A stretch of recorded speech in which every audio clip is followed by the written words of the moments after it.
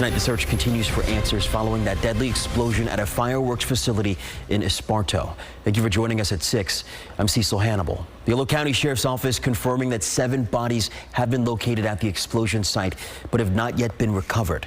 We do know the Sheriff's Office also has collected DNA samples from each of the missing persons' families needed to identify remains.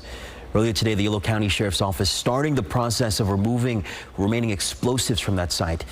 We know that 7 people still have not been officially identified. However, family members have identified 5 of those presumed dead. They are Carlos Javier Rodriguez, 3 brothers, Johnny Ramos, Jesus Ramos, and Joel Melendez. And now a family friend tells us Neil Lee is also on that list. He's believed to be the general manager for the fireworks company. We still don't know the names of the other 2 people who remain missing tonight. There are still endless questions about what happened Tuesday in Esparto. The devastating explosion at a fireworks facility has left families heartbroken and desperate for information. Roads are still blocked surrounding the site as investigators are working. KCRA3's Leanne Dinier is at one of those roadblocks. Leanne, what is happening there right now?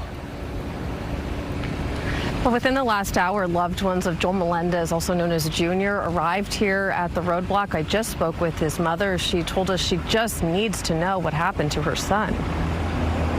We're just devastated. I don't even know how to move on from this or continue my life. I feel like I'm dead already. I can't understand this. He was the light of our lives. He was everything to me, everything to me. I just want to know what happened to my son. And earlier this afternoon, the Sheriff's Office did put out a notice to community members saying that they may hear some loud noises. We did hear some of those booms. We're told that they did need to detonate some of the remaining explosives on the site as they work to make it safe to enter. Family members, though, they had some questions about the timing of that, but really everyone just desperate for information still tonight. Ramos and his loved ones are anxiously awaiting more information. We're here because we need some answer, Ramos is the father of 2 of the 7 people unaccounted for after Tuesday's explosion at a fireworks facility in Esparto. They always together, like a twins. On Saturday, first responders went in and out of the blocked-off explosion site. Loved ones are being kept out. They held up signs to passing vehicles, asking for justice and criticizing authorities for the lack of communication. I lost two kids and my son. It's not only one. If it's only one, it's the same. I lost 2. Ramos tells us his 18-year-old son, Jesus, had recently shared their family would be growing. And I remember that day when he told me, Father, I got a news for you. Take a seat. We take a seat together. And he told me, congratulations, you're going to be a grandfather. He's my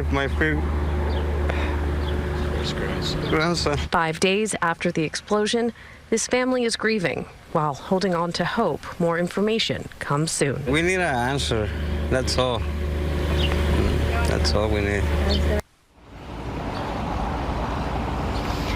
It's been a really emotional day out here at this roadblock as families are just trying to lean on each other and trying to find any information they can about their loved ones. I did hear from the Sheriff's Office that the next formal update from officials is scheduled to happen on Monday morning. We're still waiting on confirmation of that time in Esparto. Leanne Dinier, KCRA 3 News.